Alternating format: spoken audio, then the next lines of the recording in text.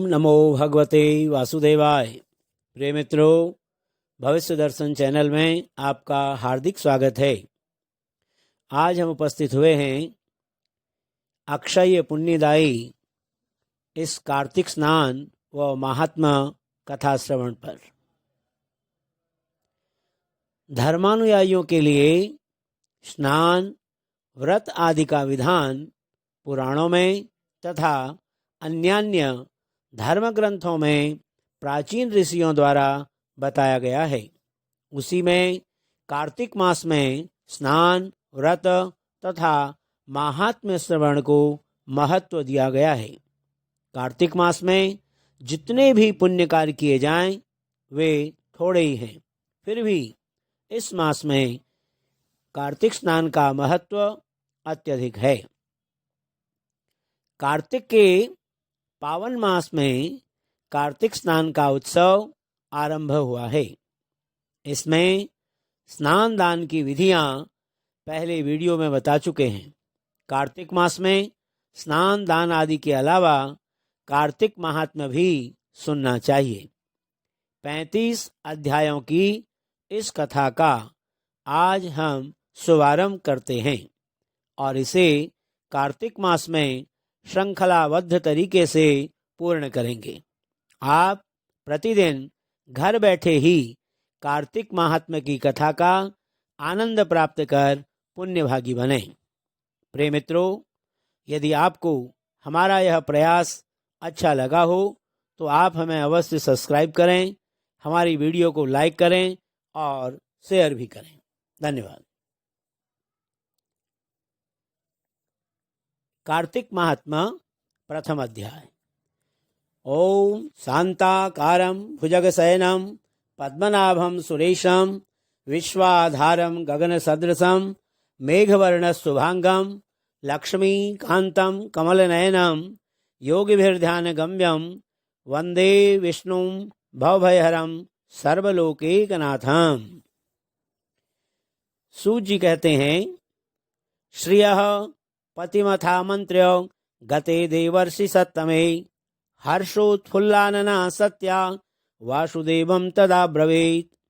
सूत जी कहते हैं, जब देव ऋषि श्रेष्ठ नारद श्री कृष्णचंद्र जी से मंत्रणा करके चले गए, तब हर्ष से गदगद होकर सत्यभामा ने अपने पति श्री कृष्णचंद्र जी से कहा कि हे स्वामी, मैं धन्य हूँ, मेरा सफल जीवन धन्य है। मैं अपने को कृतकृत्य समझती हूँ। मेरे जन्मदाता वे माता पिता भी धन्य हैं, क्योंकि उन्होंने निसंदेह त्रैलोक्य सुंदरी मुझ सत्यभामा को जन्म दिया है। इस सुंदरता का ही प्रभाव है कि आपकी 16,000 स्त्रियों के रहते हुए भी मैं आपको विशेष प्रिय हूँ।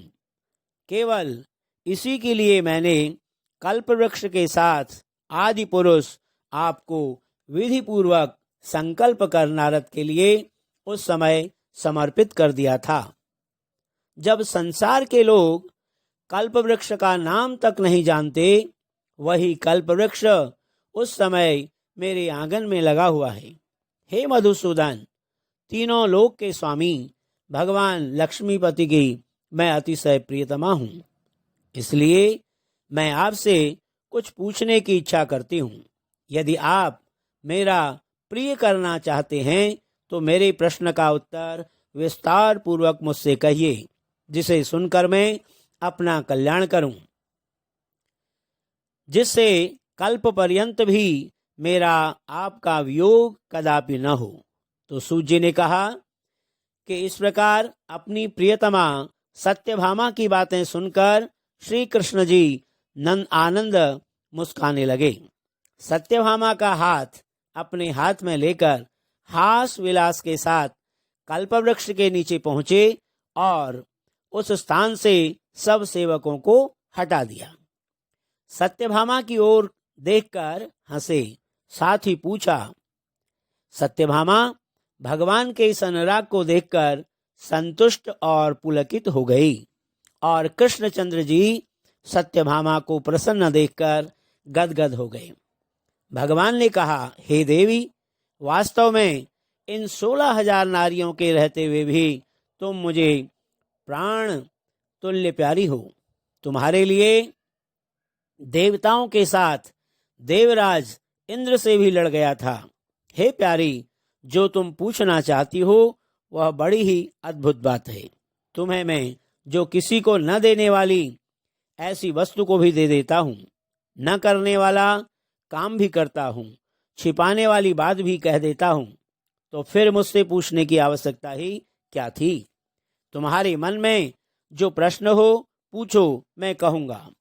तो सत्यभामा ने कहा, हे नाथ, मैंने पूर्व जन्म में कौन सा दान, व्रत अथवा तपस्या की थी जिसके प्रभाव से उसी में उन पर बहुत प्रसन्न था।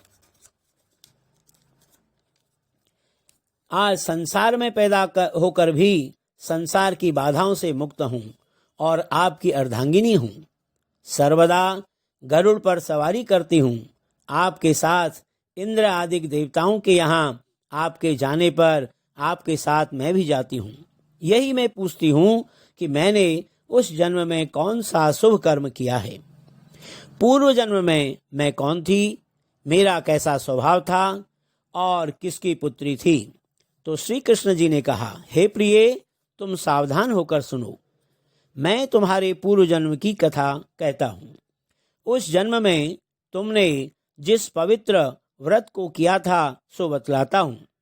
जबकि सतयुग का अंत हो रहा था, उस समय मायापुरी में एक अत्रि गोत्र वाला देवशर्मा नामक ब्राह्मण निवास करता था।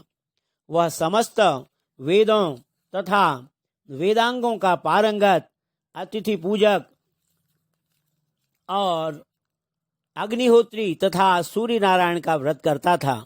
सर्वदा सूर्य देव की उपासना करने के कारण वह दूसरे सूर्य की भांति देदीप्यमान था। उसको वृद्धावस्था में गुणवती नाम की एक कन्या उत्पन्न हुई।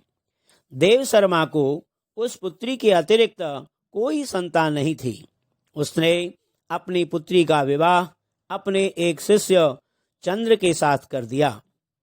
पुत्र विहीन देव शर्मा अपने शिष्य चंद्र को अपने पुत्र के समान मानते थे और जितेंद्रिय चंद्र भी देव शर्मा को अपने पिता के सदृश समझता था। एक दिन चंद्र और देव शर्मा दोनों कुश और समिधा लाने के लिए वन में गए और इधर उधर घूमते घूमते हिमालय के समीप एक उपवन में पहुंच गए। तब तक उन्होंने एक विकराल राक्षस को अपनी ओर आते हुए देखा। उसे देखकर ये दोनों भय से व्याकुल हो गए। शरीर के अंग शिथिल हो गए और वे भागने में असमर्थ हो गए। यम स्वरूप उस राक्षस ने उन दोनों को मार डाला। हमारे गणों ने उस क्षेत्र के प्रभाव और उन दोनों के धार्मिक स्वभाव के कारण उन दोनों को वैकुंठ धाम पहुंचाया। जीवन भर उन दोनों ने जो सूर्य देव का आराधन किया था, उसी से मैं उन पर बहुत प्रसन्न था। हे प्रिय, शैव, सूर्योपासक, गणेश के पूजक, वैष्णव और शक्ति के पूजक, जैसे वर्षा का पानी समुद्र में गिरता है, उसी भांति ये सब अंत में मेरे ही समीप आते हैं। अकेला मैं ही नाम और क्रिया के भेद से 5 रूपों में विभक्त हूँ। जैसे किसी का नाम देवदत्त है, वही देवदत्त किसी का पिता है, किसी का पुत्र है, किसी का भाई है और किसी का भतीजा है, लेकिन वास्तव में वह देवदत्त एक ही है। अस्तु, सूर्य के समान तेजस्वी वे दोनों मेरे वैकुंठ में आकर रहने लगे। विमान पर यात्रा करते थे, उनका मेरे समान रूप था। वे मेरे ही समीप रहते थे और उनके शरीर में दिव्य चंदन लगा रहता था। इति श्री पद्म पुराणे श्री कृष्ण सत्यभामा संवादे कार्तिक महात्म्ये प्रथमोध्यायः। बोल श्री कृष्णचंद्र भगवान की जय।